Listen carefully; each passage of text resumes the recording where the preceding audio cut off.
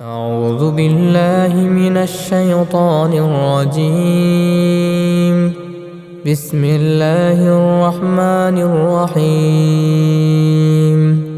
الحمد لله الذي أنزل على عبده الكتاب ولم يجعل له عوجا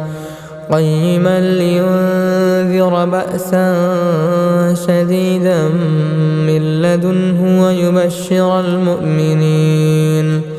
ويبشر المؤمنين الذين يعملون الصالحات أن لهم أجرا حسنا ماكثين فيه أبدا وينذر الذين قالوا اتخذ الله ولدا ما لهم به من علم ولا لآبائهم كبرت كلمة تخرج من أفواههم إن يقولون إلا كذبا فلعلك باخع نفسك على آثارهم إن لم يؤمنوا بهذا الحديث أسفا إنا جعلنا ما على الأرض زينة لها لنبلوهم أيهم أحسن عملا وإنا لجاعلون ما عليها صعيدا جرزا أم حسبت أن أصحاب الكهف والرقيم كانوا من آياتنا عجبا إذ أوى الفتية إلى الكهف فقالوا ربنا آتنا من لدنك رحمة وهيئ لنا من أمرنا رشدا فضربنا على آذانهم في الكهف سنين عددا ثم بعثناهم لنعلم أي الحزبين أحصى لما لبثوا أمدا نحن نقص عليك نبأهم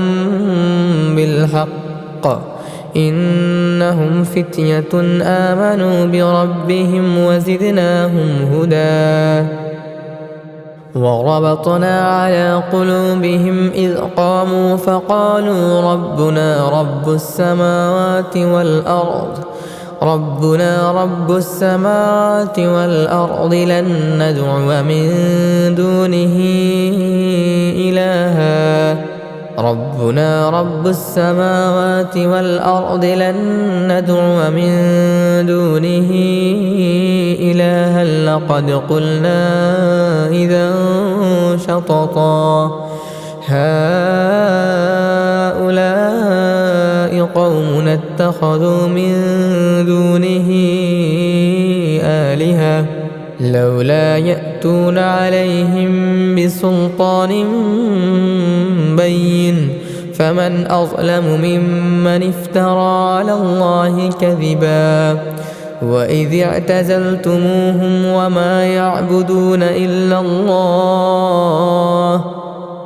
وما يعبدون إلا الله فأووا إلى الكهف ينشر لكم ربكم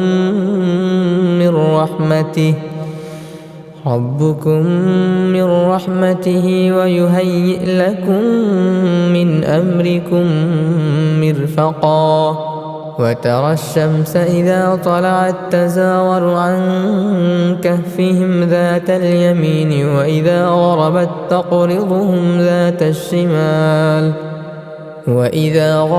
تقرضهم ذات الشمال وهم في فجوة منه ذلك من آيات الله من يهد الله فهو المهتد ومن يضلل فلن تجد له وليا مرشدا وتحسبهم أيقاظا وهم رقود ونقلبهم ذات اليمين وذات الشمال وكلبهم باسط ذراعيه بالوصيد لو اطلعت عليهم لوليت منهم فرارا ولملئت منهم رعبا وكذلك بعثناهم ليتساءلوا بينهم قال قائل منهم كم لبثتم قالوا لبثنا يوما أو بعض يوم قالوا ربكم أعلم بما لبثتم فابعثوا أحدكم بورقكم هذه إلى المدينة فلينظر أيها أزكى طعاما فليأتكم برزق منه وليتلطف ولا يشعرن بكم أحدا إنهم إن يظهروا عليكم يرجموكم أو يعيدوكم في ملتهم ولن تفلحوا إذا أبدا وكذلك أعثرنا عليهم ليعلموا أن وعد الله حق وأن الساعة لا ريب فيها إذ يتنازعون بينهم أمرهم فقالوا ابنوا عليهم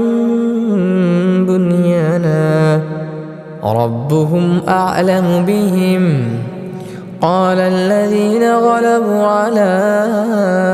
أمرهم لنتخذن عليهم مسجدا سيقولون ثلاثة رابعهم كلبهم ويقولون خمسة سادسهم كلبهم رجما بالغيب ويقولون سبعة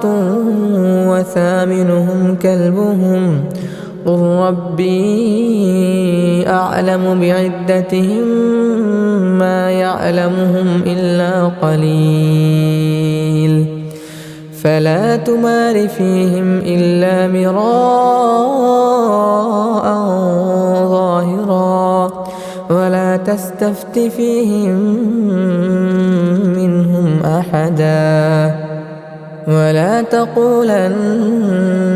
لشيء إني فاعل ذلك غدا إلا أن يشاء الله واذكر ربك إذا نسيت وقل عسى أن يهديني ربي لأقرب من هذا رشدا ولبثوا في كهفهم 300 سنين وازدادوا 9 قل الله أعلم بما لبثوا له غيب السماوات والأرض أبصر به وأسمع ما لهم من دونه من ولي ولا يشرك في حكمه أحدا واتل ما أوحي إليك من كتاب ربك لا مبدل لكلماته ولا تجد من دونه ملتحدا واصبر نفسك مع الذين يدعون ربهم بالغداة والعشي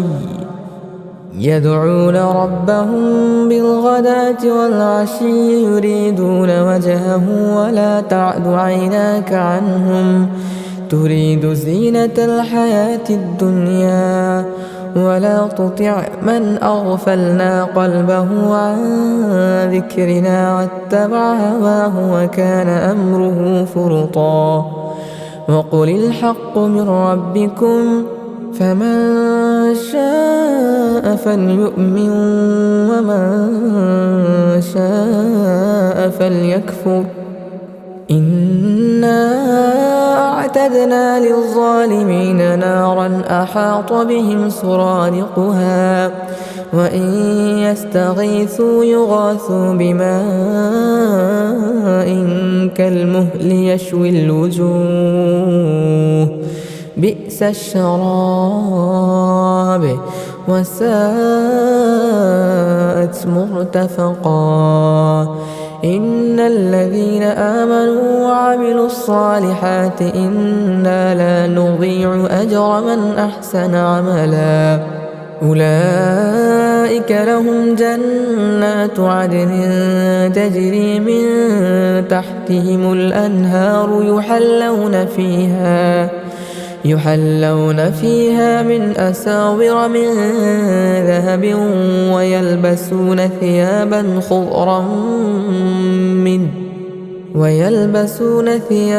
خضرا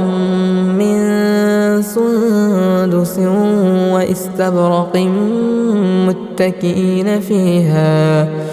واستبرق متكئين فيها على الأرائك نعم الثواب وحسنت مرتفقا واضرب لهم مثل الرجلين جعلنا لأحدهما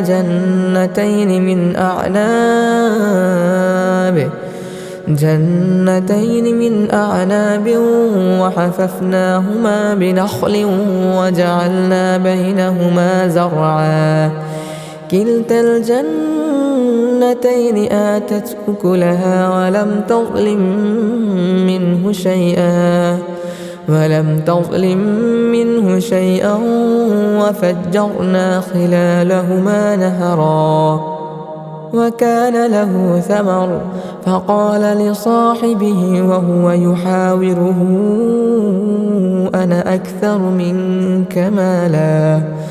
أنا أكثر منك مالا وأعز نفرا ودخل جنته وهو ظالم لنفسه قال ما أظن أن تبيد هذه أبدا وما أظن الساعة قائمة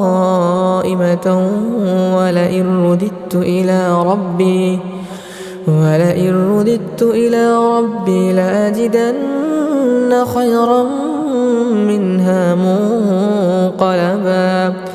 قال له صاحبه وهو يحاوره أكفرت بالذي خلقك من تراب ثم من نطفة ثم سواك رجلا لكن هو الله ربي ولا أشرك بربي أحدا ولولا إذ دخلت جنتك قلت ما شاء الله لا قوة إلا بالله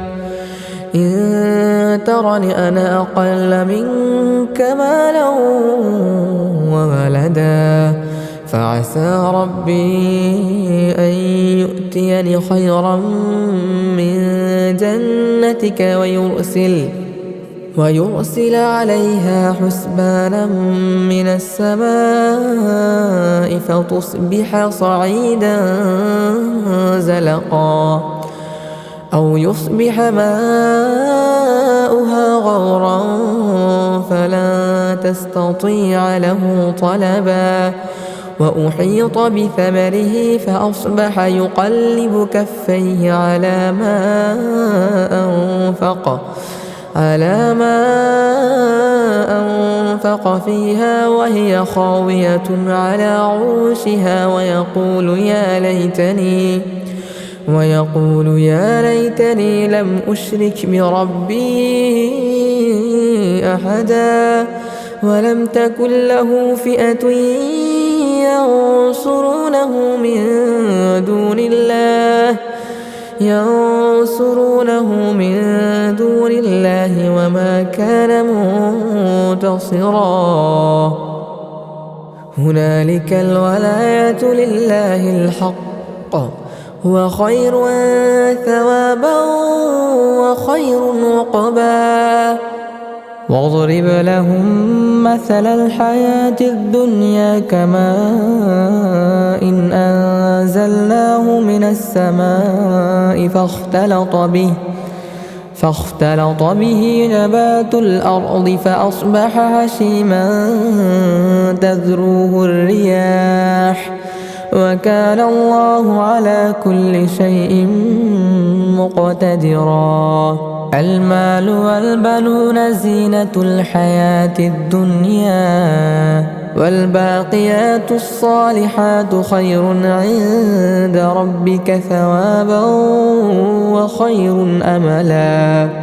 ويوم نسير الجبال وترى الأرض بارزة وحشرناهم فلم نغادر منهم أحدا وعرضوا على ربك صفا لقد جئتمونا كما خلقناكم أول مرة بل زعمتم أن لن نجعل لكم موعدا ووضع الكتاب فترى المجرمين مشفقين مما فيه ويقولون يا ويلتنا ما لهذا الكتاب لا يغادر صغيرة ولا كبيرة إلا أحصاها ووجدوا ما عملوا حاضرا ولا يظلم ربك أحدا وإذ قلنا للملائكة اسجدوا لآدم فسجدوا إلا إبليس كان من الجن ففسق عن أمر ربه أفتتخذونه وذريته أولياء من دوني وهم لكم عدو بئس للظالمين بدلا ما أشهدتهم خلق السماوات والأرض ولا خلق أنفسهم وما كنت متخذ المضلين عضدا ويوم يقول نادوا شركائي الذين زعمتم فدعوهم فلم يستجيبوا لهم وجعلنا بينهم موبقا ورأى المجرمون النار فظنوا أنهم مواقعوها ولم يجدوا عنها مصرفا ولقد صرفنا في هذا القرآن للناس من كل مثل وكان الإنسان أكثر شيء جدلا وما منع الناس أن يؤمنوا إذ جاءهم الهدى ويستغفروا ربهم إلا أن تأتيهم سنة الأولين أو يأتيهم العذاب قبلا وما نرسل المرسلين إلا مبشرين ومنذرين ويجادل الذين كفروا بالباطل ليدحضوا به الحق واتخذوا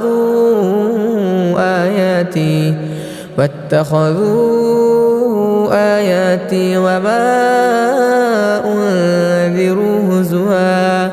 ومن أظلم ممن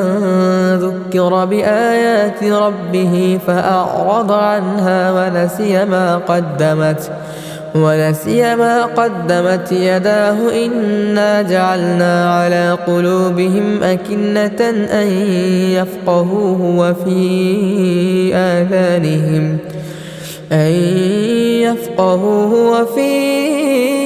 آذانهم وقرا وإن تدعهم إلى الهدى فلن يهتدوا إذا أبدا وربك الغفور ذو الرحمة لو يؤاخذهم بما كسبوا لعجل لهم العذاب بل لهم موعد لن يجدوا من دونه موئلا وتلك القرى أهلكناهم لما ظلموا وجعلنا لمهلكهم موعدا وإذ قال موسى لفتاه لا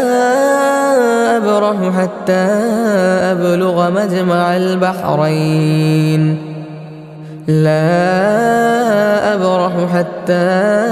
أبلغ مجمع البحرين أو أمضي حقبا فلما بلغا مجمع بينهما نسيا حوتهما فاتخذ سبيله في البحر سربا فلما جاوزا قال لفتاه آتنا غداءنا لقد لقينا من سفرنا هذا نصبا قال أرأيت إذ أوينا إلى الصخرة فإني نسيت الحوت وما أنسانيه إلا الشيطان أن أذكره واتخذ سبيله في البحر عجبا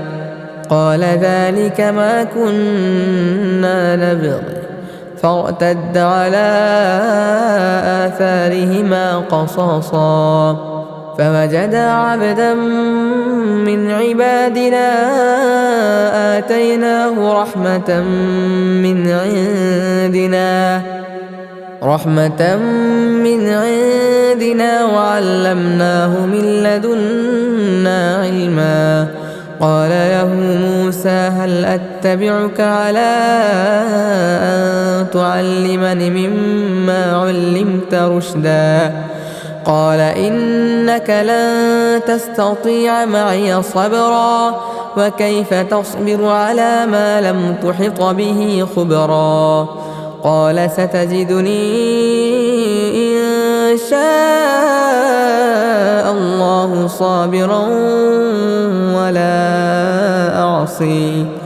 ولا أعصي لك أمرا قال فإن اتبعتني فلا تسألني عن شيء حتى أحدث لك منه ذكرا فانطلقا حتى إذا ركبا في السفينة خرقها قال أخرقتها لتغرق أهلها لقد جئت شيئا إمرا قال ألم أقل إنك لن تستطيع معي صبرا قال لا تؤاخذني بما نسيت ولا ترهقني من أمري عسرا فانطلقا حتى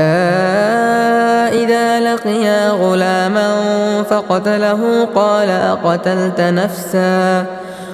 أقتلت نفسا زكية بغير نفس لقد جئت شيئا نكرا قال ألم أقل لك إنك لن تستطيع معي صبرا قال إن سألتك عن شيء بعدها فلا تصاحبني قد بلغت من لدني عذرا فانطلقا حتى إذا أتيا أهل قرية استطعما أهلها فأبوا أن يضيفوهما فوجدا فيها جدارا يريد أن ينقض فأقامه قال لو شئت لاتخذت عليه أجرا قال هذا فراق بيني وبينك سأنبئك بتأويل ما لم تستطع عليه صبرا أما السفينة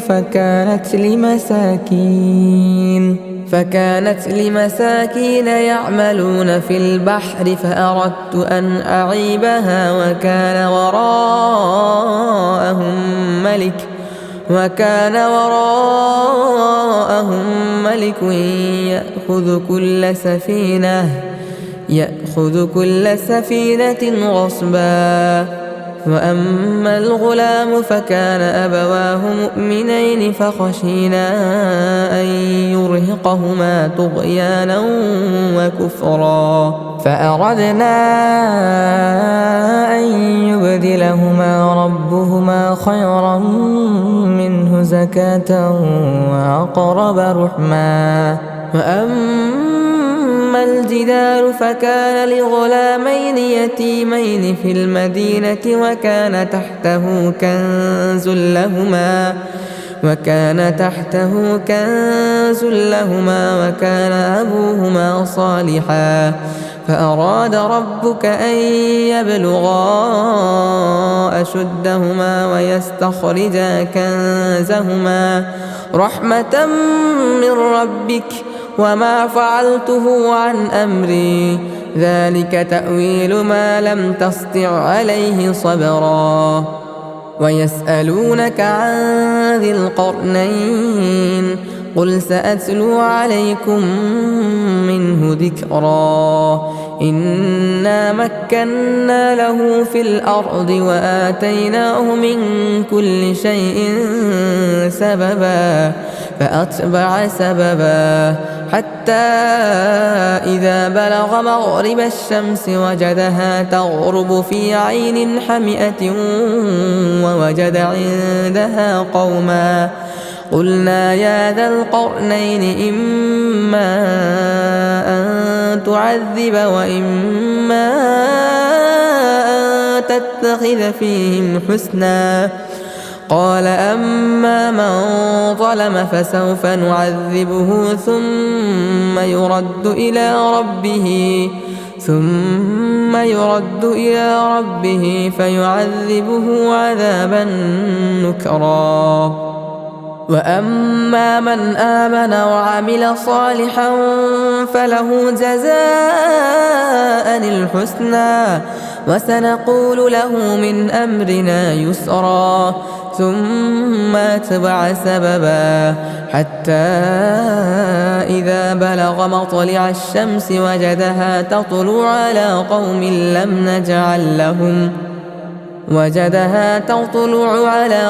لم نجعل لهم من دونها سترا كذلك وقد أحطنا بما لديه خبرا. ثم أتبع سببا حتى إذا بلغ بين السدين وجد من دونهما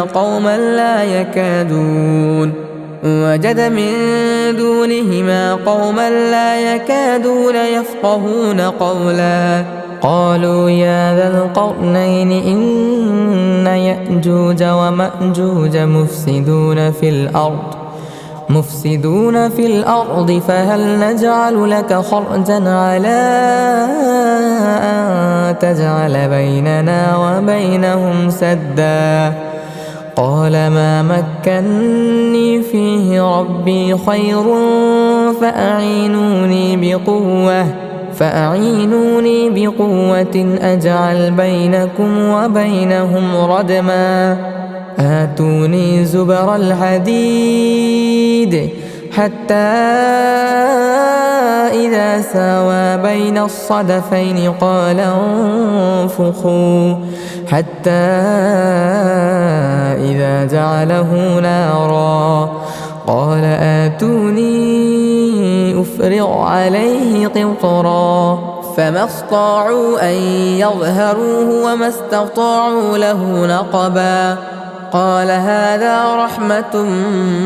من ربي فإذا جاء وعد ربي جعله دكاء وكان وعد ربي حقا. وتركنا بعضهم يومئذ يموج في بعض ونفخ في الصور فجمعناهم جمعا وعرضنا جهنم يومئذ للكافرين عرضا الذين كانت أعينهم في غطاء عن ذكري وكانوا لا يستطيعون سمعا أفحسب الذين كفروا أن يتخذوا عبادي من دوني أولياء إنا أعتدنا جهنم للكافرين نزلا قل هل ننبئكم بالأخسرين أعمالا الذين ضل سعيهم في الحياة الدنيا وهم يحسبون أنهم يحسنون صنعا أولئك الذين كفروا بآيات ربهم ولقائه فحبطت أعمالهم فلا نقيم لهم يوم القيامة وزنا ذلك جزاؤهم جهنم بما كفروا واتخذوا آياتي ورسلي هزوا إن الذين آمنوا وعملوا الصالحات كانت لهم جنات الفردوس نزلا خالدين فيها لا يبغون عنها حولا قل لو كان البحر مدادا لكلمات ربي لنفد البحر قبل أن تنفد